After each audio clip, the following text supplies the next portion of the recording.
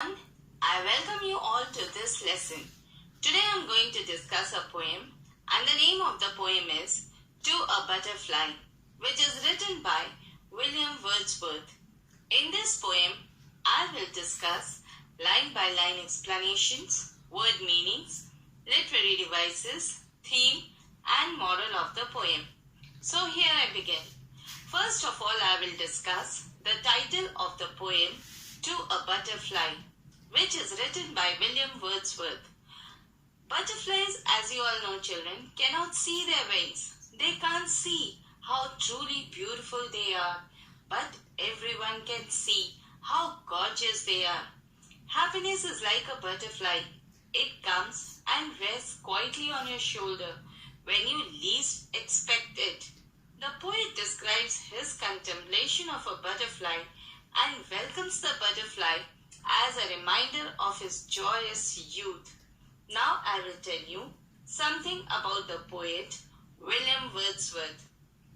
He was born on 7th April 1770 in England and died at the age of 80 on 23rd April 1850 in England. He had a deep love for the beauteous forms of the natural world. His poetry exhibits romantic characteristics as he stands supreme in his poetic work. His poem reflects the experiences of the childhood, primitive societies, and the common man. His poetry contains intense passion and vision. Nature plays a very important role in his poetry. He was a priest of nature. Now children, I'll give you a brief introduction of the poem, To a Butterfly. This is a beautiful poem about a butterfly, which tells us that butterflies are tiny, graceful, and enchanting creatures that lead us to the bright and happy side of life. In this poem, the poet is a grown-up person who curiously looks back to his childhood. The sight of butterfly reminds him pleasant days of childhood that he had spent with his sister in the countryside. The poet has written this poem with an aim to recall his mesmerizing childhood he had spent with his sister when he was a child in his native place. It tells us how childhood flies away like a butterfly. Now let us start with the first stanza of the poem, and the lines are, Stay near me, do not take thy flight, a little longer stay in sight. Much converse do I find in thee, historian of my infancy. Float near me, do not yet depart, dead times revive in thee. Thou bringest gay creature as thou art, a solemn image to my heart, my father's family. Now the word meanings. Don't take thy flight means don't fly away. Much converse do I find in thee means I want to talk to you on many things. Historian of my infancy means reminder of my childhood days.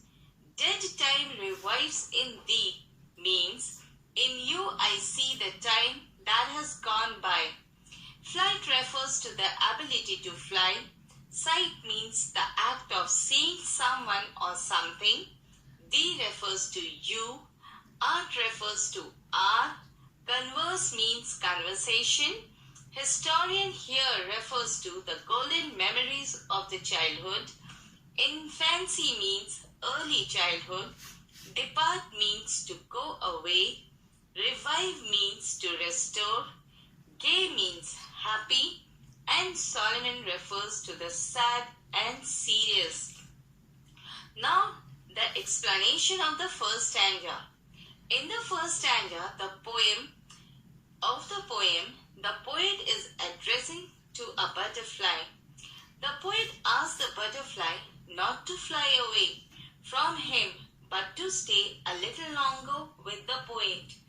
He says to butterfly that he wants to talk with it and wants to share many things because, according to the poet, the butterfly is the reminder of his childhood days that he had spent with his sister Dorothy.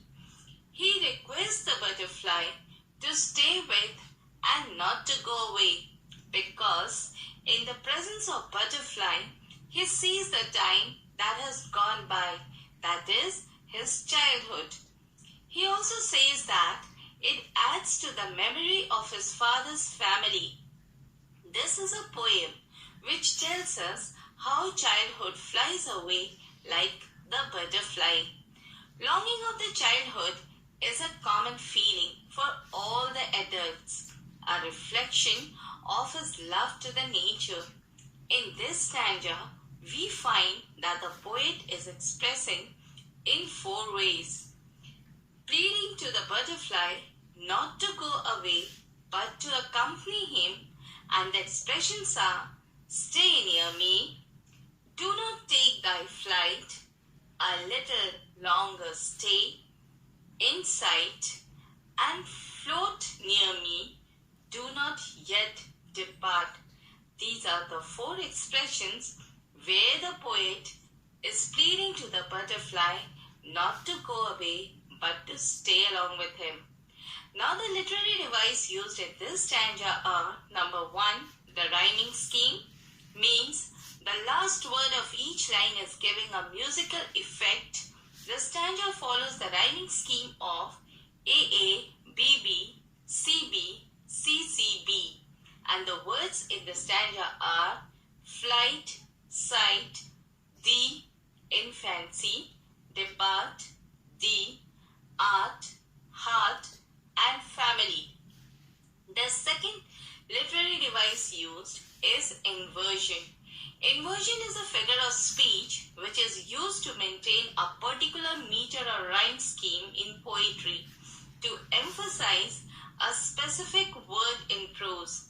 Inversion and astrophe are the same thing, and the lines in the stanza are: a little longer stay inside, means stay inside a little longer, and much converse do I find in thee, means I find much converse in thee.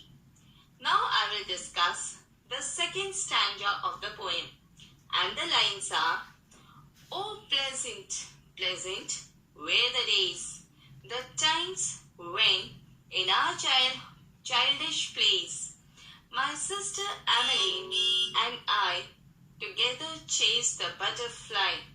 A weary hunter did I rush upon the prey with leaps and springs.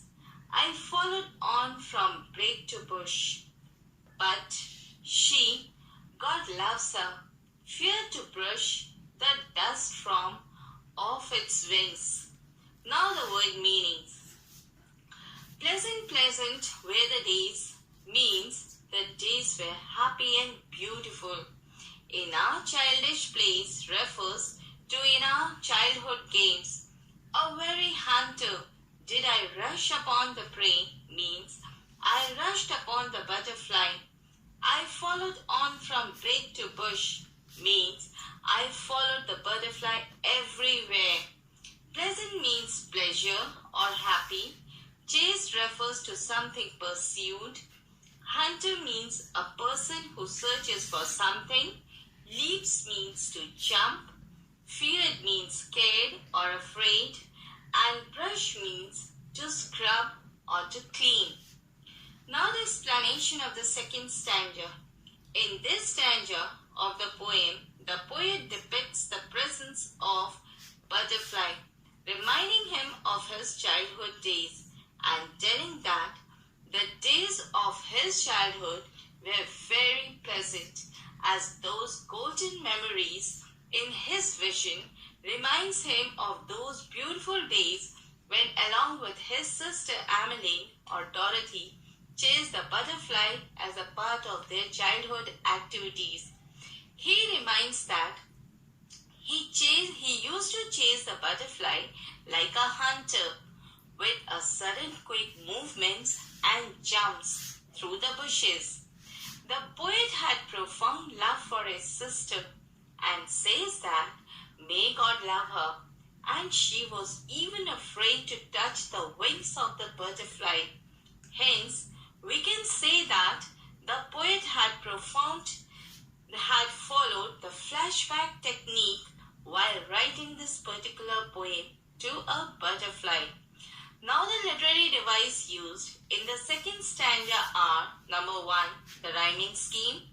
This stanza follows the rhyming scheme of AA, BB, CA, CC, A, and the words from the stanza are days, plays, eye, fly, rush, springs, bush, brush, and wings. The second literary device used is inversion. The example of an inversion in the second stanza are: pleasant were the days means the days were pleasant, and my sister Emmeline and I together chased the butterfly means my sister Emmeline and I chased the butterfly together. Now I'll discuss the theme of the poem. This poem is a lyric, and the poet is a grown-up person who looks back to his childhood days. The sight of the butterfly reminds him of the pleasant childhood days he spent together with his sister chasing butterflies on the countryside. This is a poem which tells us how childhood flies away like a butterfly. It tells us how a person's childhood is very important and how that person must make well out of it and enjoy every moment of their childhood.